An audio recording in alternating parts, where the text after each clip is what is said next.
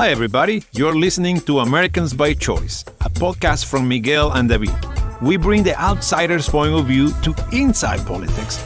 We're both foreign-born and lived in the USA for over 25 years, following politics blow by blow all along the way. Join two old friends who like to talk politics and had a good time while doing it. Epa, David, how are you, my friend? Miguelito, how you doing, my man? So good to see you. It's so good to see you because I've been pondering this crazy question. That be? I'm here to impart wisdom. Well, right now, we're in the heat of this presidential election, and big questions are being asked here in America. Questions like, would you rather be eaten by sharks or electrocuted in your electric boat? These are the questions that Trump is bringing to the people. And I want to know would you rather be eaten by a shark? Shit, you lost me there. I can usually follow you, but I had no idea what is going on. Well, Trump apparently went to the military and he said they want to turn all our military boats into electrical boats. And he said, what if the battery and you're sinking in your ship and the electrical battery is going to electrocute you and then you're surrounded by sharks? That's a good one. That's a good one because I have a perfect retort for you. This weekend, Marjorie Taylor Greene, I have it here ready to you. I think I want to quote verbatim because I had to say, you can, if when you paraphrase Marjorie Taylor Greene, you usually make more coherent and more logical. That's the problem. So you had to quote her to get the essence. Yeah. And she said, if you think that gas prices are high now, wait until you had to drive an electric car. And the crowd roar. The crowd saw that was so brilliant. That literally we're diverging to the point where we cannot we literally cannot understand each other. I guess the talking points on MAGA world is about electrical vehicles, apparently. I mean, they want to talk about anything other than today. I believe today Mr. Trump got to meet his probation officer. Today Trump met his probation officer, but he made it over Zoom. What? From Mar-a-Lago. I know. I was thinking like... Is that a thing? Apparently it is. I was thinking like Michael Cohen was like, he went on TV and he told everybody how humiliating the whole thing was. And he said, he has to do it just like I did it. Right. And we'll see how he handles it. That I would love to see. I would like to have a camera on this Michael Cohen when he realized that Trump gets to do it via Zoom. I mean, this cannot be the normal MO that every felon gets to. Let's assume that this maybe happened during the COVID period, but outside of that, I mean, there's a whole genre of Hollywood films about the felon and how you work around your probation officer, right? Talking about felons, right? I was just thinking the other day, what a big issue this is on Ivanka Trump's house. Think about this. Ivanka Trump's house has both grandparents of Ivanka Trump's kids are felons. Think about that. Jared Kushner's dad both is also a felon. Yeah. So it's a family fucking thing. It's a family tradition. As a matter of fact, let me see. Logistically speaking, they can't even have a family dinner because felons are not supposed to meet with other felons. It's part of the probation. Well, I think that Jared Kushner's dad is dead. Oh, okay. Beautiful it's thing. It's a proud tradition is what you're saying. I was just thinking, Miguel, I want to put a question for you. Go ahead. I think there is something here. I was thinking about how O.J. Simpson trial and Donald Trump's trial are a version of the same thing. Something about those two trials feel very similar. I cannot quite put my finger on it, but they both reveal the justice system for what it is, a legal system that somehow backs their way into some sort of like a revealing the truth in a weird way, like with J. Simpson. All of a sudden, it reveals that if you had enough money and wealth, you can evade the legal system, right? Not justice, you evade it. And this is not fully cooked, but I feel like there's something about the fact that Donald Trump goes to the trial, flips the judge with both fingers. Many times. Harass the judge's family. Gets convicted and still gets to walk free.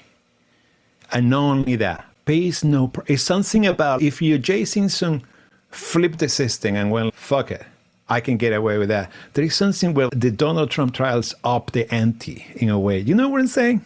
They almost up the ante. It was like, I can go through all this shit because O.J. Simpson had to be acquitted by the system. And I feel like Trump doesn't give a shit about the acquittal. The acquittal doesn't mean a thing for him. So I feel like we're taking it to a new level of just flipping the lady justice and picking up their shirts and just showing up her hairy ass. Hey, here. Yeah, I mean, I guess, there are similarities in that. You could say they were both very political trials. I would even go further that they were cultural trials in a way, very cultural trials. And so there is a sort of court within the legal system. Obviously, that's what it is. Mm-hmm. But then there's the court of public opinion. And I guess the legal system is afraid of public opinion, is influenced by that. It's the idea that Lady Justice should be blind, but it's very hard for any legal system to be immune to cultural pressures of the time. Yeah, look at the O.J. Simpson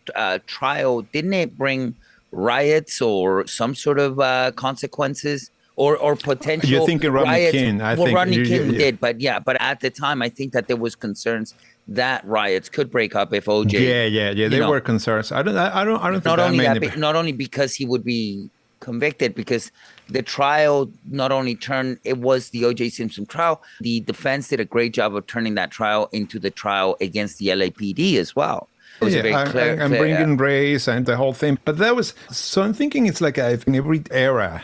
Yeah. There is this case. Apparently, the New York Times has a great article in the last few days, and they were talking about how the Limber trials, right, when they kidnapped the kid from the Limber family, and the Scope trials, and all those things had been moments in which just the legal system gets exposed for their inadequacies, or for their, or as you say, of culture, in truth, is so present in the core that justice cannot think. That and the fact that Donald Trump is the toxic avenger of the swamp.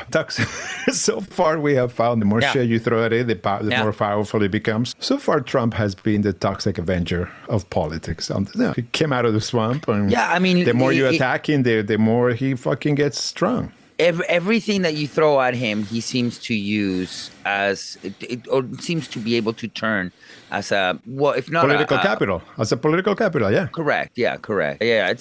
Yeah, he's a very tricky opponent. But that being said, we are getting to a point where, look, he was convicted. We've said this before. Manafort was convicted. I believe Steve Bannon has to report to jail. Yeah, ordered to report to jail on July 1st. God, no, if he doesn't, I'm assuming they're going to put out. Oh, my God. What? Talking about the scum of the earth having a comeuppance. Yeah. Did you listen to Jones, the guy from InfoWar? What is his name? Alex Jones. Alex Jones. Sobbing like a 3-year-old boy on the radio on his show, because apparently they're literally sending marshals to his station to take everything down, to like, motherfucker, how they got a judgment for $1.2 billion, hasn't paid a penny. So I never had so much Chandler Freud. Like, I just listened to this guy. So they're coming for me, the Patriots, and he's asking his Patriots, and I'm like, we're gonna beat these people. I'm not trying to be dramatic here, but it's been a hard fight. These people hate our children. That has some fucking dignity. But I suppose, for a guy who attacks the parents of kids who get mowed down, what dignity a person like that has. So. Well, listeners, here's your surprise. Alex Jones is on our program right now. We're going to interview. Come on in, Alex. It's a big joke.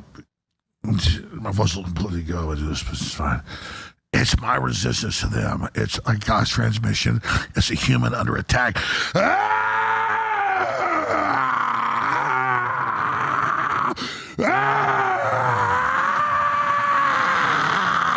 We're gonna beat these people. I'm not trying to be dramatic here, but it's been a hard fight. These people hate our children. No, the guy's such a fucking scumbag. Apparently, he was, because these guys get the way they make their money, it's not their really ratings. They sell some bullshit elixirs, vitamins, apocalypse food to their viewership. Bunker food, like a literally bunker food. By the way, we also have a line on bunker food if you guys listen. Yes, guys, if you want some bunker food, we have some pre-made arepas, some pre-made cachapas that you Make can sure take. you put the order in so we know how many to make and freeze and send over. But anyways, then this guy like went and then got his father to flog medicines and said, don't come to alexjones's.com, go to myfather's.com and buy his medicine because they can't take his money away. He did that? Oh, what a piece of shit. Man, listen, I had to say, there is something about democracy. The whole system, right? Like Trump took over the Republican Party as a hostile takeover. It wasn't actually the leadership of the Republican Party being, well, oh, look at this guy. This guy seems like a great fucking candidate. No. Still continuing, but go on. Yeah. That's how you have the Lindsey Grahams, and that's how you get Ted Cruz. Oh, he just fucking told that my dad killed FFK. My wife is ugly, and he comes around and kisses his ass. It's not because these guys who were in control of the Republican Party thought that fucking Donald Trump was a great thing. Donald Trump has a grip over the people. Donald Trump could be the closest thing that we have to a grassroots movement, right? He does have a grip on the people. Do like him, right? And we can say anything we want about the guys. A few weeks ago, we were talking how the less you follow politics, the more you like Donald Trump, and the less you know, the more you like. You can go over that, but the reality is there's enough people that the guy is legitimately popular, which bring me to something that you and I know really well. Hugo Chavez. Yes, sir. I don't think this continent and the American continent from north to south. From Canada to Argentina. Yep, Canada to Argentina, who had a more popular, legit popular candidate. Hugo Chavez won 3 elections in a row by 70 and 80%. Undisputed. Like at the time, do you remember Jimmy 100%. Carter's what do you call organization that is always around? Like the election, they validate elections in all places in the world. Like they go and they say, this election was. They were always like, these elections were legit, and I don't think anybody doubted that the guy was that popular, right? Yeah, certainly if you were there. If you're there, the guy is extremely popular, wins the first three elections by legit landslides. And Venezuelans vote themselves into a one-party system, right? Because after the guy won the third time with such a big landslide, he's like making the opposition, incarcerating them and making them, and basically making them illegal to run a party against the guy, right? I'm trying to say that same energy of the people voting themselves into, for lack of a better word, a dictatorship is not political scientist, but I'll say a good half of dictatorships are held by a guy who is very charismatic and he get voted in. Listen, very few places can do what North Korea side with a Kim Jong-un guy who is like a top-down. And even Kim Jong-un spends all this time making sure that people believe he is the greatest. Right. And we don't have any information about how it is to be inside North Korea because by design we don't know anything. Pretty brutal. But I wouldn't be surprised if you told to the lay person in the street, will leave all the shit that Kim Jong-un puts out, right? So what I'm trying to say is that democracy is not any great inoculant to despotism. You know what I'm saying? Yeah. A lot of countries vote themselves into these things. And here we are struggling, hoping that's not going to happen, but closer than anybody thought the United States would ever be to being a system like that. I think that sort of, we can cover a little bit of Venezuela if you want to, but sure, go for it, man. Actually, yeah. You had a great story you told me the other day with your dad. Oh, yeah. Look, in Venezuela, there are problems. Look, recently we've had a lot of comparing Cuba to, I don't know, to Biden or whatever. Like Biden is like this Castro kind of. Really? Well, I mean. Who does that? Rubio said, like, what's happening in the courts, it's the same as Castro and that. I think it's very difficult for you and I, David, to hear these kind of stories. Because in a certain way, look, Cuba, you can think whatever you want about Cuba and the communist system, but Cuba, This might out my communist credentials, but That's right. Cuba you was, and I, you know, baby. You're safe with me. You're safe with me. No, tell that's me, okay. Tell I me, know. Tell me. But yeah, when the Cuban Revolution happened, they were under a goddamn. You talk about Batista, a dictator Batista, who was a horrible basically person to his people. Like these people were. Look, Cuba Well, he was known horrible as to the brothel 80%. of the United States. He was horrible to 80% of the people, and the other 10% were having a really good time. The best time in the world. Yeah. This was a classic. This was the classic banana republic that these people are accusing of. And then Cuba, that into an embargo that was carried out. No, you're skipping a lot of stuff. So we have Batista. Right? With like a 10% are having a good life. The other 80% are abject poverty, and the other 10% are whatever. Anyway, fucking comes the revolution. And Castro was like, listen, guys, you 10% motherfuckers, you have to give up 9 of your houses. You get to keep 1. They're pissed. All those motherfuckers end up in Florida, right? Yep. But guess what? The last people, the people who were left behind, holy shit, there's so much prosperity that this continent has ever seen in the last 50 years. And I stand by that, Miguel. The race, the way that the law, the living standard, the living standards, like literacy went up, education, record number of doctors and medicine than anywhere in this hemisphere, right? And then it comes the embargo, which is the part that the embargo happens in Cuba, and obviously that doesn't just shut off the Cuban economy to the United States. The United States makes sure that they shut down that economy across with all their. It was crippling. Allies. It was made to cripple Cuba, right? So imagine this. It's a sugar island. What was it going to survive? And even that little bit of crop and industry that they had, they couldn't sell. And and so when you look at Cuba.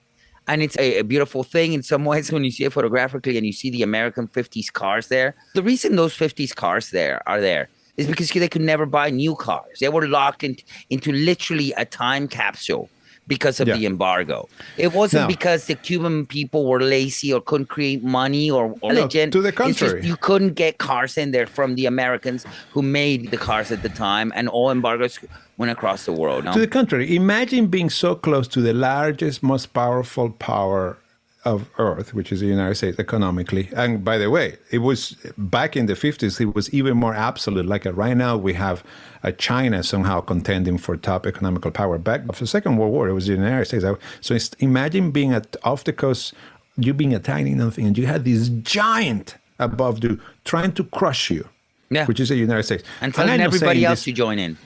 And I'm not saying this like this was the policy. This was the policy of the State Department, was to choke economically Cuba, right? Anyway, imagine being in that position and you still get to raise the standard of living of your population, to bring literacy to the highest level of this continent has, and to have what is, by all accounts, a pretty good standard of living. And of course, all you hear in the United States, probably one of the countries in these continents. Of course, all you're going to hear in the bubble here is the same guy, the 10% guys who fled to Cuba, and they're here griping. America became Americans. Yeah, and they're griping. And by the way, Miguel, I don't blame them.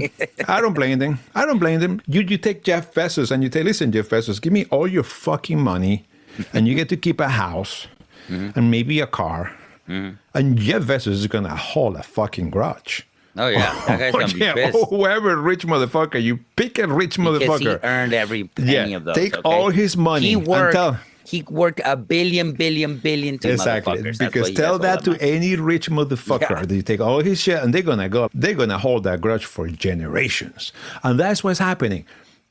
Understandable, it doesn't persuade me. I understand why the rich motherfuckers in Cuba think that Cuba is the worst thing in the world. It doesn't persuade me. It's a lot more people who was left behind, and all we get to hear here is from that 10%. Imagine that all we can hear of. Remember that embargo happened until I think Obama, if not practical. There's still a practical embargo. Listen, Miguel, and then you get conservatives, mostly, but Americans in general, talking about communism and Cuba like a Marco Rubio will tell you what a failed experiment on communism that is. Yeah. And here's my retort to that. Yes. Cuba I think Cuban is a failure as a system the same way that roaches are a failure as a species. Like a fuck. You know what I'm saying? We throw everything we can to roaches to exterminate it, and they are thriving. Yeah. They're ready to bounce back. Cuban, we have been throwing everything we can to them.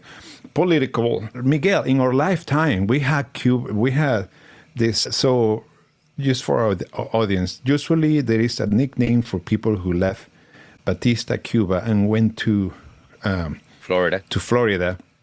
They call them gusanos, which translate to worms. Worms. Right. So when you want to be pejorative to these expats from Cuba that were part of the rich, you call them gusanos. So it was all these worms who set up. Mainly, they will fly to Cuba in little airplanes and land and do all just fuckery in there and fly back. It has been all kind of fuckery attempted on Cuba in so many levels: political, economical, intelligence. It was no secret that the CIA tried to kill Castro. The whole fucking, 30 years that he was in power, 40 years that he was in power, it was no secret, and they couldn't. So it's like so the fact that we call that a failed experiment, it's like us calling cockroaches a failed species.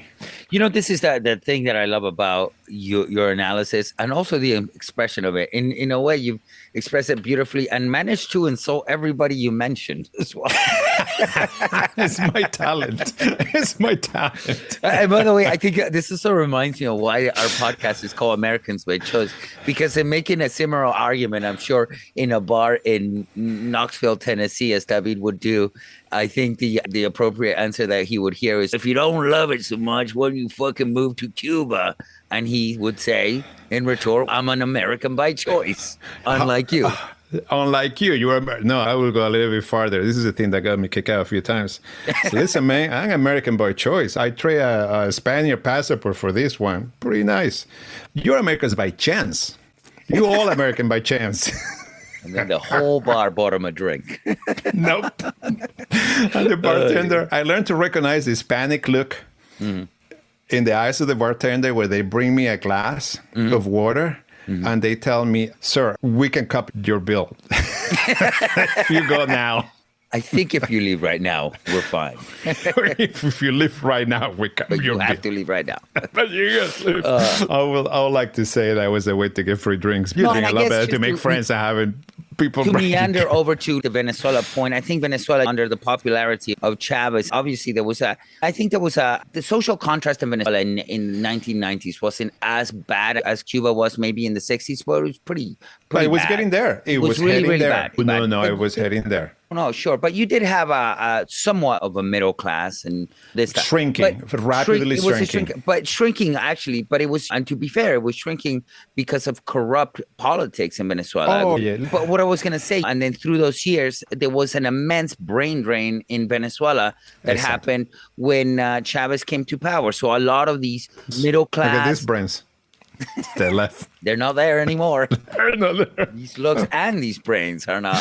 These couple of morons. They're like, good riddance, you fucking gusanos. Get out of here. Yeah. But but actually, David, in this bigger thing, I think it's important we clarify to our audience that neither one of us is a fan of Hugo Chavez, right? No, yeah, absolutely. No, we don't. I don't like the motherfucker. I think he's a fuck. The best word I have for the guy is an ignorant motherfucker. Not unlike Trump. I do see Trump like a version of Hugo Chavez. 100%. And what you hear from people is even the people who are apathetic about politics. Actually, thing. Hugo Chavez was actually funny. You'd see that guy. Very funny. That guy. Like there was something about Hugo Chavez that was actually quite genuine. I'm sure his family and everything were super corrupt and stole a lot of money, but it wasn't. I never saw him as Trump as like a guy who was just pocketing bags of cash or whatever he had. He just maybe the power of it, maybe. Yeah. But it wasn't like just about enrichment, and you could see that guy just meet you in the street without knowing that he was Hugo Chavez, and charm the fuck out of you. Yeah, no. It happens to a lot of people in power when they get corrupted with power. I think he was a genuine person who rose to power with legit ideals. The other day, you and I were talking, and we were talking how another people is hating the United States, that Che Guevara never got that thing. He fought the revolution, he conquered, it was a victory, and at that point he could have just gone into that route that a lot of people go. Yeah. That rest becomes on your laurels. He was a hero in Cuba. Get corrupted. He would have been number 2 to Castro. Forever, yeah. He will have been just a national adored for the rest of his life, and he decided, no, I need to keep fighting. Whatever. A difficult character, but definitely an idealistic character. So with Hugo Chavez, it's the same thing. But let me tell you why I identify how Hugo Chavez superimposes on America situation right now. Hugo Chavez was very good at projecting the values of Venezuelans. He was very down to earth, very fun, very folkloric. He gave all this, I think, genuine lip service to the people del Llano, which is how do you call the Llano? They were like our cowboys, our reds. Yeah, the rural Venezuela, and he appeals to that. Conversely, the United States has a culture in which the thing that they seem to adore the most is the businessman, the money, the commerce, the thing, the power. They call themselves pull by your bootstraps bullshit, but it's really money. Like the United States always it has this almost puritanical relationship with money and power, where if you have money, you're right. If you have money, you're morally better. Superior. You must be a great person. So in both cases, I feel these leaders reflecting the most intrinsic values of the people they're representing. Yeah, they mirror. Then they happen to be ignorant and charismatic, and I don't know. I figure at some point, I don't understand why all those elements doesn't combine a person which is like a good person, a good human being. I don't know that. Bernie Sanders, believe it or not, he's not nearly as charismatic. No, he's not. Bernie Sanders is a curmudgeon. Yeah, he is. He's such a lovely curmudgeon. But I would say David, I want to move on away from Chavez. But the last thing I would say is that there is no hiding. We don't like Chavez. No, there is no hiding. Okay, sure. But there is no hiding that Chavez was a man of the people. He was a soul of the earth. He wasn't, he was never rich, you know what I mean? He was a military guy. And it's a really weird thing to have Trump have this sort of connection to the American working class, white working class. American white working class. Yeah. And actually towards our sort of analysis and prediction, I cannot stop reading articles in the news about how Trump is making waves into the male African American constituency, and mirror on the wall, like you said, there might be something to that too. We can discuss that on another week, but this week I actually want to just bring up and discuss with you a very interesting thing that's happening right now in Europe. The European elections happened, and it seems like, at least in Brussels, the European Parliament, the right wing won across the board in most nations. That is how it has been presented, Miguel. Right, they seem to be gaining a bigger... It's a much better way to put it. A bigger stake than they had before. They went from 10% to 20%, which is a doubling. That's double. Yeah, that's a great increase. But that's like me saying that I double my wealth and I'm just super. So I double my wealth for $100 to $200 and I'm like a millionaire. It doesn't make me a millionaire. Sure. But let's remember that doubling is a sort of aggregate average because it's all the nations and how they grew, right? Well, anyway. So some nations. You're pointing to a trend. Right. Yeah, exactly. A trend is happening. So but in some countries, it'll be higher than ours. And our President Macron, I think yesterday or today, called a snap election, which will happen in 2 weeks. Yep. Imagine having a political season that lasts 2 weeks. Shabam. Fuck. We've been in fucking election for how long now? Isn't that in England? It's like 3 months, even in a regular, scheduled election? No, the British one just got called. They gave themselves I mean, 6 but weeks. the ones are... But the ones that are scheduled, they're still, and the budgets are super, and the money spent is like it wouldn't cover a fucking it wouldn't cover the house. Here. Yeah, a congressman here. Yeah, but David, so let me just present a couple of questions with you, because there's very specific things I want to bring up and talk about this. So obviously, it's not just the right wing. There's a definite flavor of right wing populism happening, I guess you could argue, here and in Europe, right? Correct? Now, all of these populist right-wingers have a really similar gripes. There seems to, like, I've been watching this. Immigration seems to be a huge part of all of these elections. All these industrialized countries, like when they revolt. But yeah, all of these populist right-wingers are coming in with the weakness of immigration within their own individual countries. But I got to thinking, there seems to be all these countries don't want any immigration from any other country, like what's happening here, right? But they're not making enough people themselves. But they're not making enough people themselves. And the figures even show England left, or the UK left the European Union, but their NHS, their National Health Service, is being literally run by African and other immigrants that are coming in and jobs of nurses, and they still have huge holes in there that need to fill in.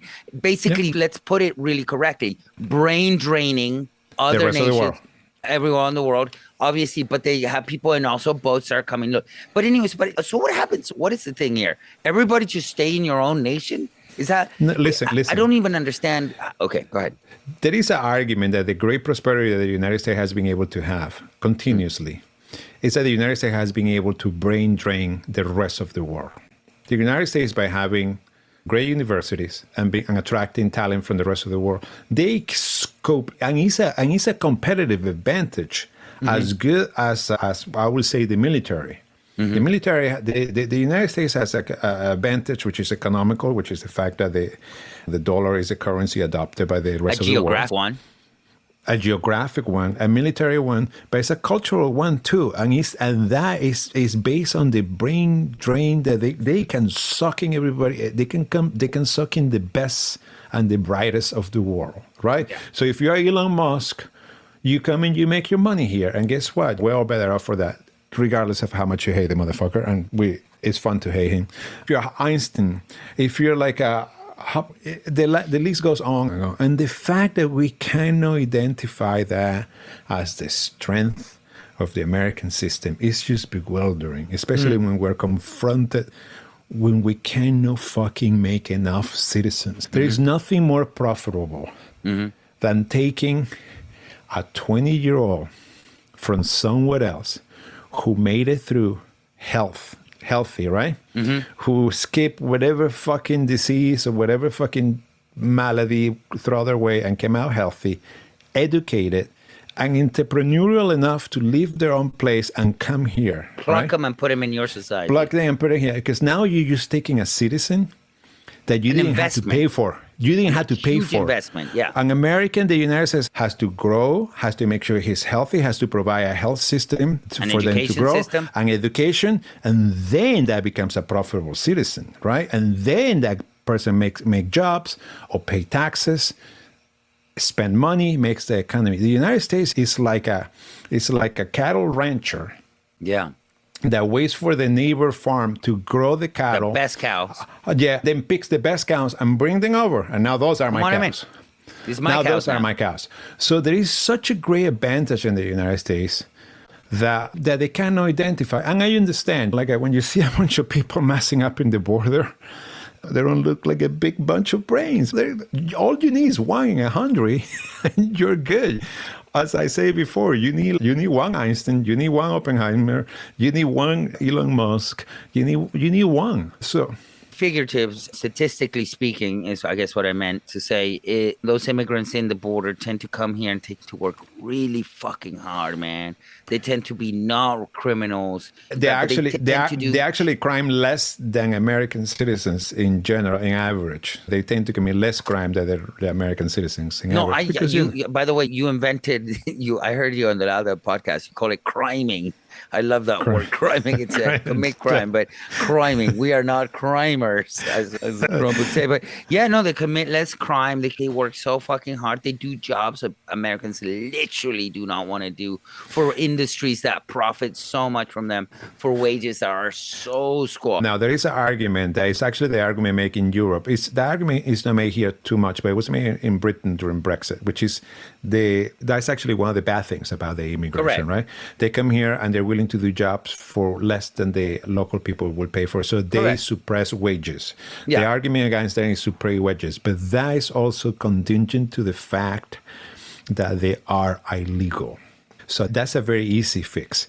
A, you make a higher minimum wage, which Republicans will never do. And then make them legal. B, you make it legal, and you put the onerous, you put the responsibility of an illegal worker on the employer, the person hiring and the person paying. But somehow here we go to this big, almost monopolies, which is basically those plants that process meat and chicken and stuff, and they hire a lot of illegal people. They raid the places. They take all the illegal people in, that they deport them. That costs money, right? Costs a lot of money to get. And then they say, look at us doing justice. And somehow the guy who was profiting from that people, who was attracting that people, who was the one probably being the incentive for that people to cross the border and come here and work, gets to be a billionaire.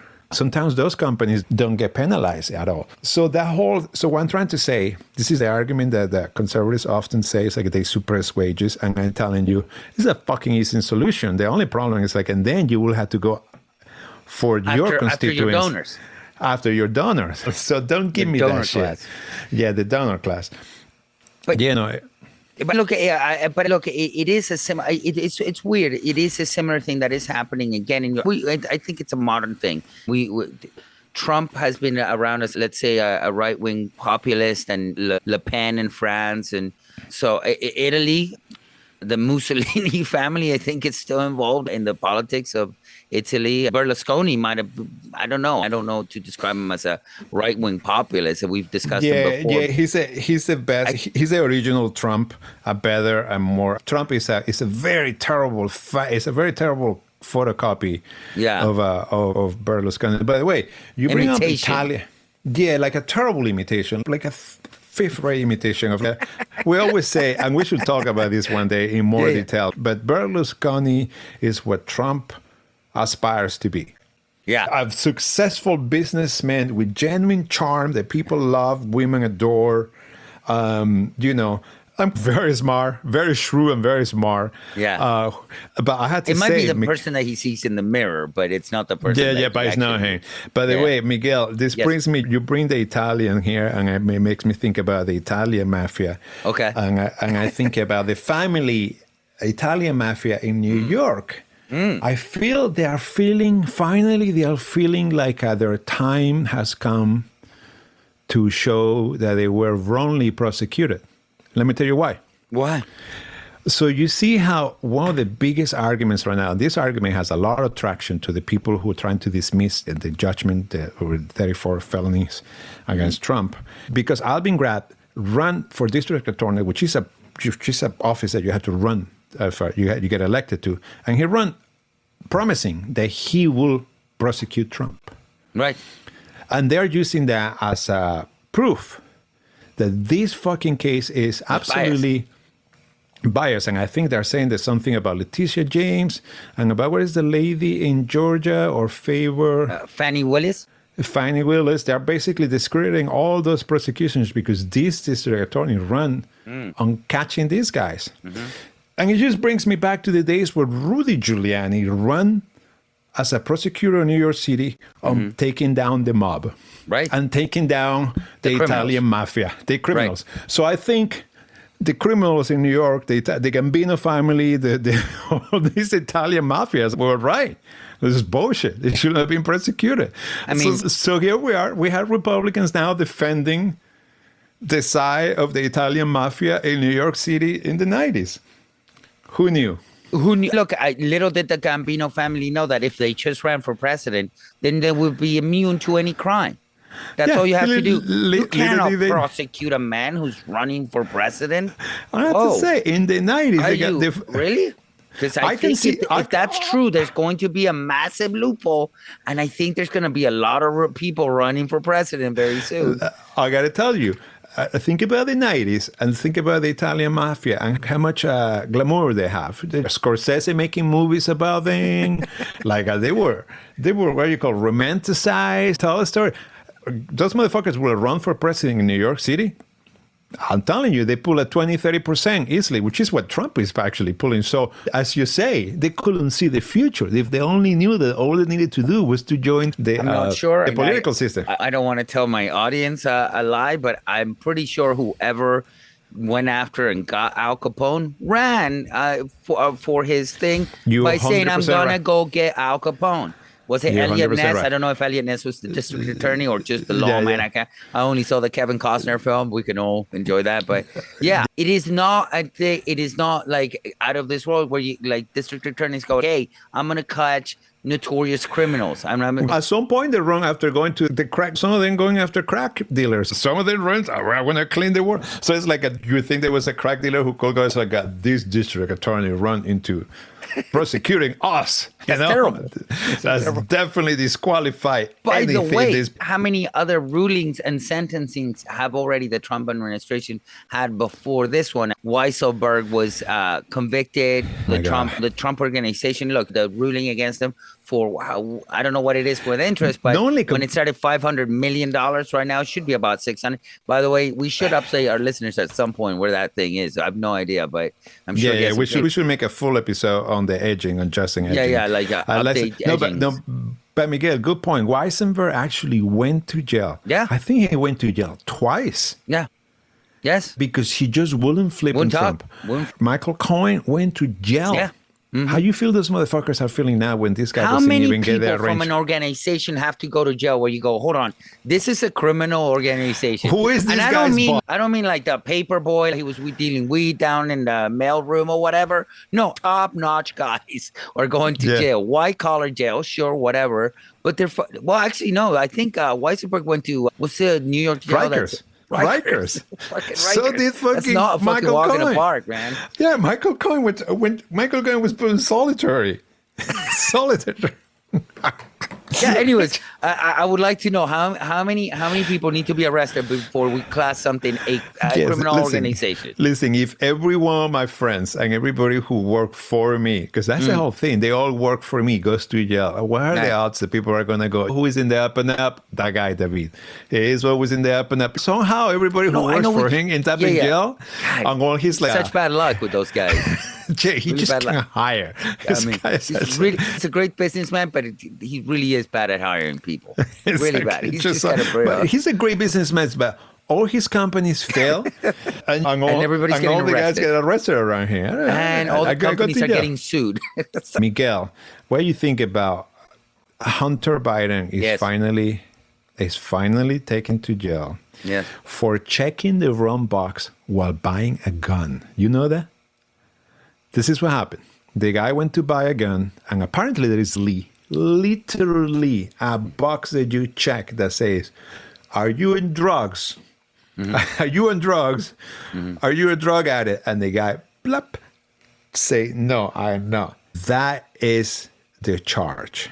Right. And it just boggles my mind. How many of these gun nuts can actually check that box and say no, truthfully?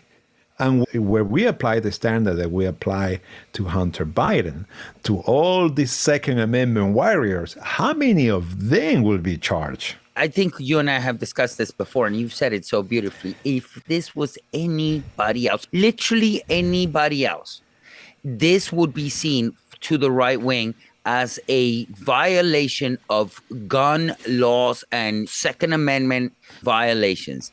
And you're supposed, on this form, you are supposed to say, I am a drug addict. That's like a fucking step A on the 12-step program, isn't it? Like when that's the first one. I think it's the first one. I'm sorry. I don't know the 12-step program, but there is, you got to be. I've only gotten to 4, but then I keep starting again. But anyways, I think it is the first. My point being, you really have to be on that road of, oh man, I'm so fucked up at work. So So I just think that a lot of people will fail that test. So the fact that Or conservatives... refuse to take it, David. Or refuse to take it. Take what? Take it. Refuse to take the box or fuck the box. This is a Second Amendment. Well, you had to check it. You had to check it to, no, sure, to buy. but they would argue like this is just no way. This is my job. I can own a. Your regular guy goes and check the box and gets his gun and fucking goes do whatever. And then he stops at the weed store on the way back. Yeah, exactly. Listen, the fact that Republicans have a gripe with Hunter Biden, which is a guy who apparently has a huge hog, which we know that thanks to Marjorie Taylor Greene showing the picture of his naked. The guy apparently has a huge hog, parties with hookers and chef for days on end. He has guns. I don't know. It sounds to me like this feels like a right-wing poster child to me. Like I can see Hunter Biden and Kid Rock partying together. Let's put it that way. Yeah, I can see those two guys piecing apart, getting along so well. Like Kid Rock's like, you got to listen to Hunter's stories. He is a wild. These guys. No, you think I'm crazy? Hunter, come on in here. Come on wait here. Till this guy. Have you heard this guy? This guy's insane. He has a huge slug. And he's the son of the president. But fuck that. That's got nothing to do with anything. Wait. Hunter, tell him about that. Again, Hunter Biden is who Trump's kid wished to be. I'm going to tell you one. I'm going to tell you why. He has because Trump's kids have tiny penises. I don't know about that, but probably, right? Yeah. Statistically, they probably do, right? Smaller than his, right? The apple never falls.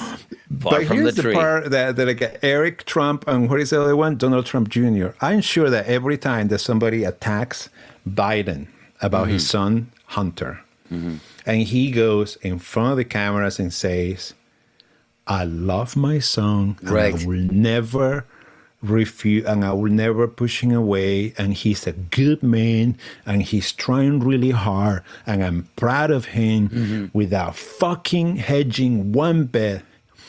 Something died inside Eric Trump and Junior, Donald Trump Jr. Like my dad never loved me that way. Yeah, and on top of that, Cokie Jr. and Eric. Yeah.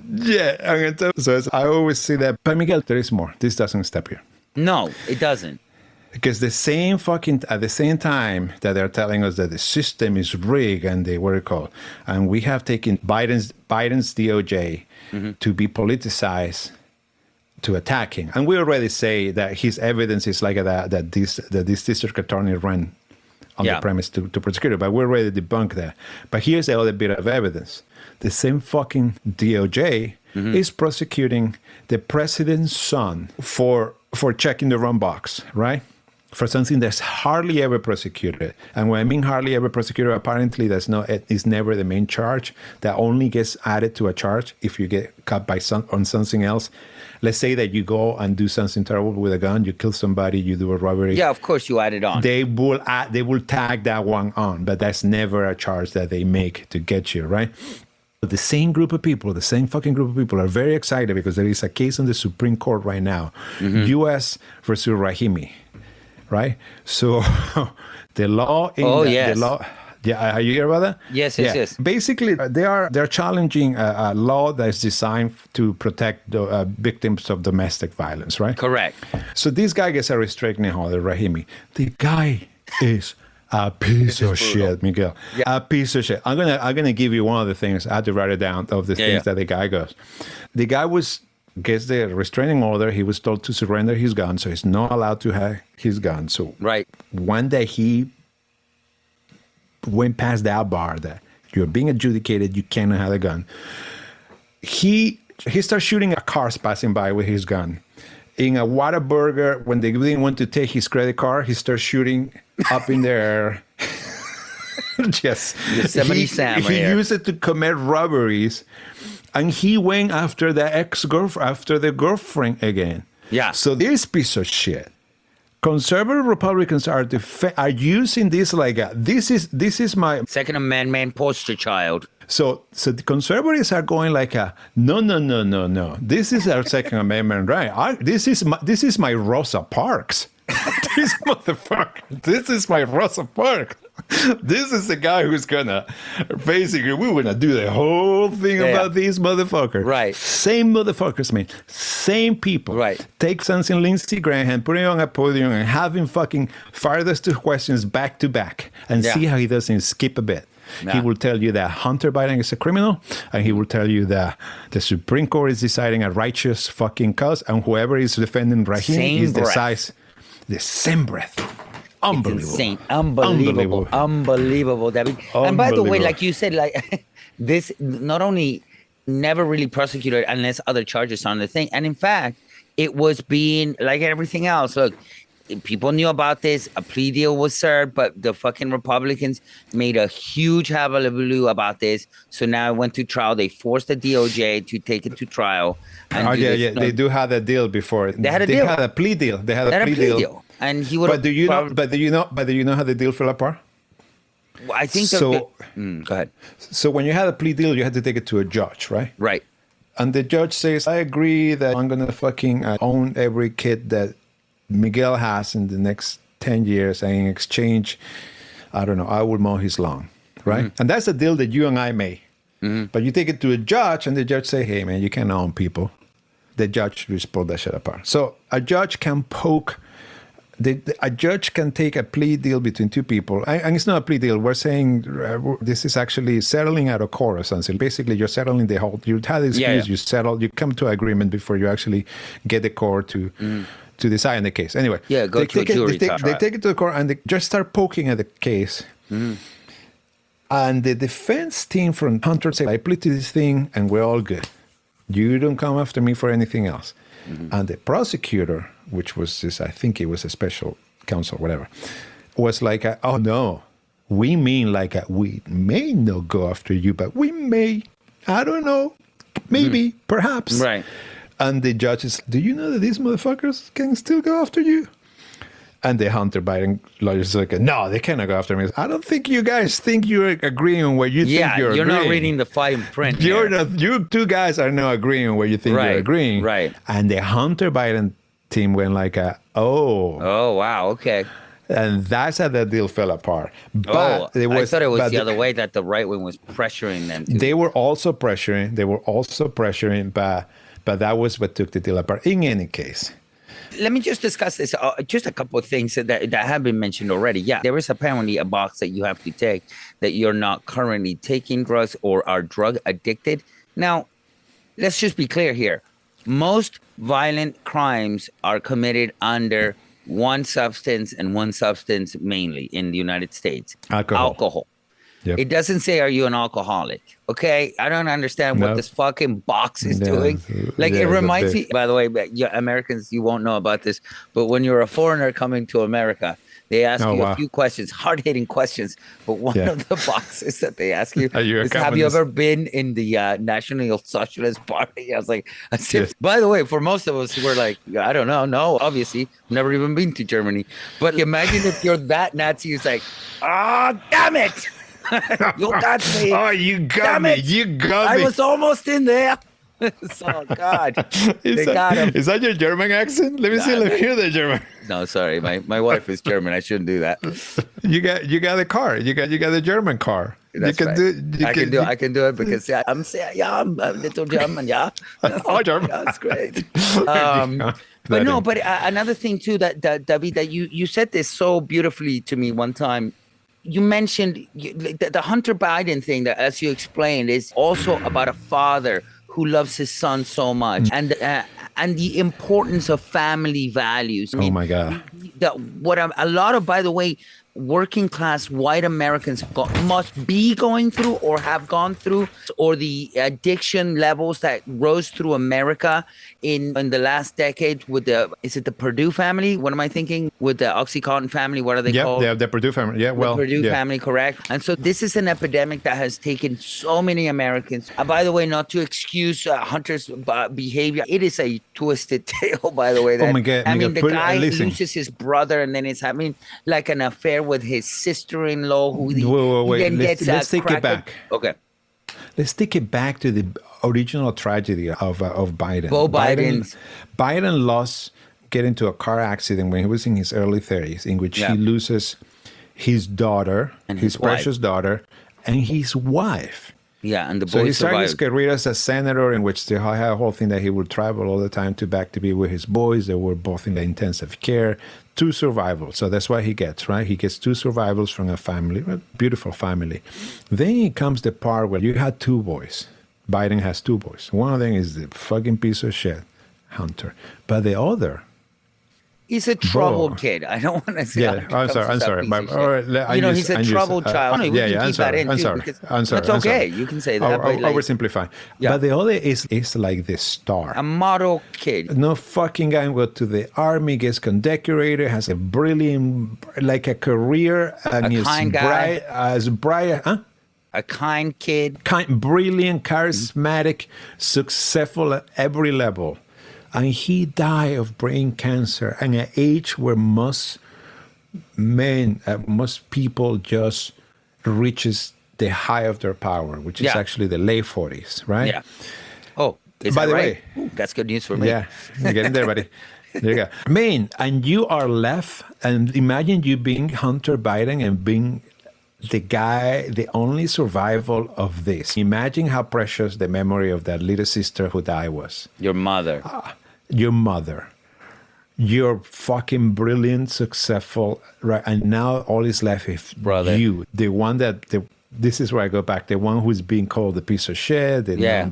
Right. Well, I mean, it's almost biblical. It's almost how like tragic. Cain and Abel. It's like the shadow of living your brother, and then he dies. The pain of that. Holy shit. And now you are the reason. You're the Achilles heel of your dad. Yeah. Which is about to bring this guy down. Holy shit! You know what I'm saying?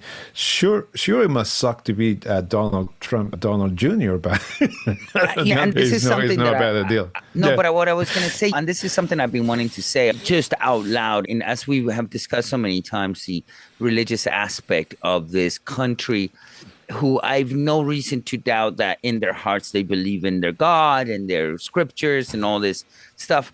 But you are telling me that you believe that Joe Biden last weekend spent most of the weekend visiting dead graves of soldiers that died for the United States against the fascists in Europe, who probably went to I don't know how many churches that weekend, and every weekend. You want to know where Biden is every weekend? Every Sunday, I bet you, in whatever closest church there is to him. Do you know how many fucking times Trump has been to a church willingly? 0. I guess to a wedding, maybe his own wedding. But he sells Bibles. No, his wedding's happening in Mar-a-Lago. Yeah, listen. Let me just land that. Let me just land the plane. And if you're telling me that in your heart of heart you think that Joe Biden is not a Christian man, is he a flawed person? Do you like him politically? Blah blah blah. I don't know. But there used to be this thing in the left, but like that the right was the religious and and we had to live up to this thing. In this moment in time right now, we have the most immoral person in the world leading one party, and an actual Christian leading what might be what do we call it? The what used to be the liberal left on our side. And it's just the hypocrisy of the whole thing. It just stinks, man. I was gonna say, in terms of being the most immoral people that we have in the White House, it makes me think of the heads of the Mafia families seem to be like a more guys with more principles. Yeah. Let me tie that back to that. Okay. I feel like the guy, maybe we romanticize their version of the movies, but there seems to be people with at least a core of values that seems to be a lot more powerful, like family and certain things. Like they seem to be a core. They seem to have a core that's more like a solid than what we have right now. I just want to also to finish up the Hunter Biden point. I think he's going to go to jail. Hunter, yeah. Not only he's going to go to jail, but already, this is so sad. Already Biden promised he will pardon him. Yeah, of course. Which makes me sad because there is no person in the right or the left. Take the most rabid MAGA supporter, and they won't for a second believe that Trump will let one of his kids to go to jail without being pardoned. However, pardon Roger Stone. However, Biden letting his kid go to jail won't change a fucking soul. Just the same way that fucking Jimmy Carter sending his peanut farm not to have a conflict of fucking interest didn't appease anybody, but Donald Trump fucking keeping a hotel with his name where foreign dignitaries can land, pay him money before they see him. Like literally, there was a place in Washington where if you want to see the president, you need to go to the hotel. You have to. Where are you staying? Oh, you're staying there because you. The hotel has his name. Yeah. Right? In case you pay, by the way, you pay a way above market rate on that area, and then you go to see the president. And that didn't fucking, nobody bat an eyelash about that. It was like emoluments, eshmoluments. That was nothing. The double standard, my friend, is... It's such a bullshit gambit. By the way, who knows? Look, if he wins the election, I don't know. But if he loses the election, he can literally pardon somebody as his last act. They usually do. So on his way out, I'd tell old Uncle Joe, please sign that kid out. Fuck him. Fuck these. Yeah, fuck this motherfucker. Can I just give you a funny idea about populism, right? What is the most popular restaurant in the United States? I don't know, man. That's a hard question. In the United States, in all the United States? Yeah. That would be McDonald's. That would be McDonald's. Okay, so that's the most popular restaurant. Olive Garden. Is McDonald's the best food you can get in America? I see where you're going. No, it's never. The most popular is never the best. As a word of warning to our populist friends. McDonald's, yes, it's you want a Happy Meal. Go ahead. Yeah. But that can be used against us. Okay. But then let me bring it a notch up. Now we had a system in which we all choose the most popular person to lead us. Right. So it's like going and finding the most popular food to have dinner with. Yeah. To have dinner for the next 4 years. Let's find the most popular food. This is what dinner is going to be for the next 4 years. Yeah. Holy shit, Miguel, you're bringing me down, man. I know, but this is the thing. This is this is your vote. Yes, popular things, quality. Remember the two things. That's why Scandinavian countries, they're like 2-3 million people do so fucking well, right? It's ironic. My man, listen, it was so good to hear you again. So great to hear from you, my friend. And let's do this all over next week. Listen, man, this is going to get serious. By the time that we talk again, it's going to be a sentence, maybe? No. Close to us, but it's going to be Father's Day, which we know is going to be a very special day in the Biden family. And in the Trump family with the felon, well, the felons and stuff. But listen, if you guys are listening to this, please follow us. Please follow us on Spotify, Apple Podcasts, YouTube. And YouTube, you guys can actually write something to us and say, hey, guys, you were so handsome this week, or something to that. No. Of that sort. Whatever. Do whatever you want. Instagrams, right? We got Instagram going too. Instagram, please come on over. Americans by Choice. And we have our email, Americans by Choice. Wherever. USA. We love so far, all the emails that we get there from people, I suppose there are listeners who want us to extend the warranty on our cars. But so I'm surprised that so many people who sell car warranties listen to us, because that's all the emails we get, Miguel. Yes, we get that, and remember, we get crypto emails too. We're like about buying crypto. So I can, 100%. That's our audience apparently. That's what it is. And then just for an audience, a reminder, if you need apocalypse meals or vitamins, go to americansbychoice.com. You can find all you need there. Arepas are pretty much indestructible. You put an arepa in the counter and you come back a week later, it's still good. How many vitamins to put in the arepa will send you the arepa filled with everything you need, my friend. All the supplements. All right, my man. Bag of arepa supplements. I love you, buddy. I love you too, my man. Take care. That was fun to see you.